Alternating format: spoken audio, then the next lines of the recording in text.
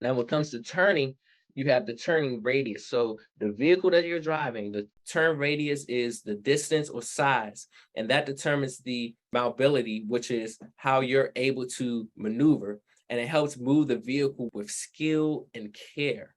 So a tight radius means that the vehicle will make a tighter turn, while wide radius means that you need more room to actually turn the vehicle. In other words, the longer the vehicle, the wider the radius. So keep in mind as you're driving, as you're making turns, is crucial.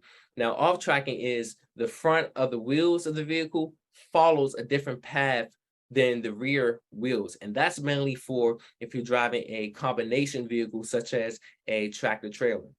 Now, the longer the vehicle, the greater the off tracking. And of course, the example is a tractor trailer.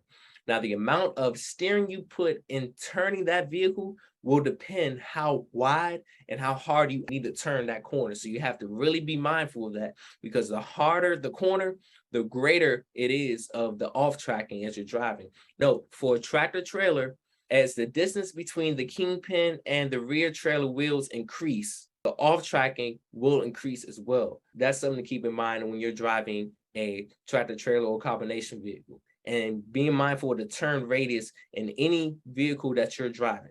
You also have the high center of gravity when it comes to turning. So majority of the weight is high off the ground. So that's what high center of gravity is. Now, the greatest danger and risk of that is for a vehicle to tip or to actually turn over, especially in curves or when you're turning the vehicle.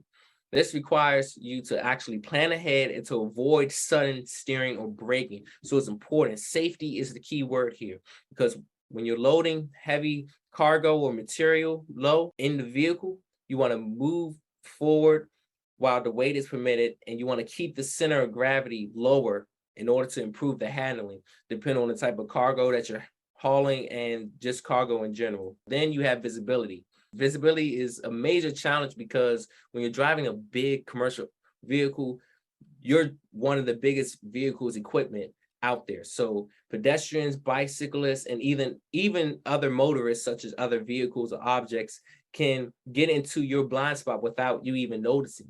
So just knowing that you have to be aware of those blind spots will help you be more of a safe and mindful driver. So you want to use your plane or flat mirrors and curved or convex mirrors to improve visibility. So you want to use all of your mirrors and then acknowledge all of your blind spots so that way you can maximize your visibility. So don't just use more than one mirror. Use all of your parameters, all of your mirrors.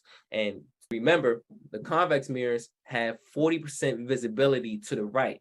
That means use all of your other mirrors to decrease your blind spots.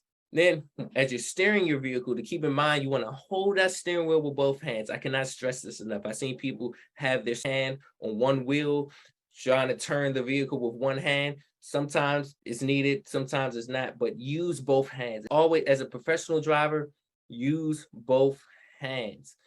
Both hands on the opposite sides of the steering wheel.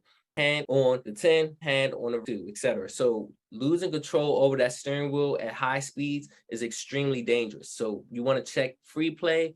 Make sure the free play is no more than 10 degrees or 10% of the wheel's diameter. So that's also known as, if you move the steering wheel, it should have no more than inches of play in a 20-inch wheel. Now, when you're turning your vehicle, that requires the right amount of speed, steering, and space control. So it's a combination of the right amount of speed, steering, and space control of when you're turning. You have 5 simple steps. You have to use your turn signals, signal at least 100 feet before making that turn.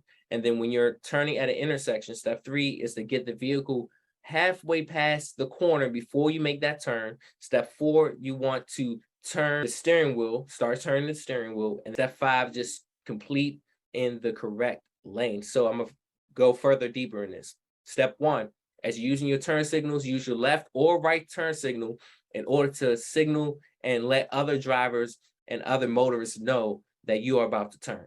Step 2, you want to signal at least 100 feet before making the turn. You have to signal early ahead of time if traffic is heavy or if you're driving over 30 miles per hour.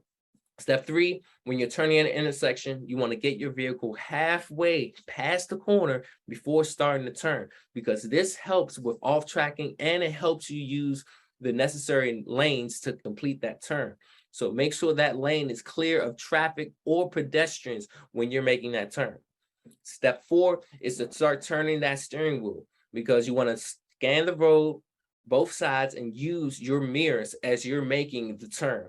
And just pay special attention to the right side mirrors as well, because it's easier to see the left side of your mirrors, but the right side is further away. So you definitely want to keep in mind of that. Step 5, you want to complete in the correct lane. So by finishing the turn in the same lane that you were in when you started the turn. So after completing that turn, just turn that steering wheel right back, just to straighten the wheels. And then some special notes and key tips on turning. The sharper that you turn, the slower the vehicle should be. So the speed is very important, the space and how you have that. As you're steering it, you will also want to check for traffic by scanning and checking your mirrors. So for left turns, decide which lane you will turn in. And then the far left lane is only one left turn lane. So if there's 2 left turn lanes, then you turn in the second from the left lane. And that's also can be known as the center lane if it's 3 lanes total. So you have to keep in mind that when you're driving larger vehicles, you have to make sure you have enough space to completely and safely make that turn.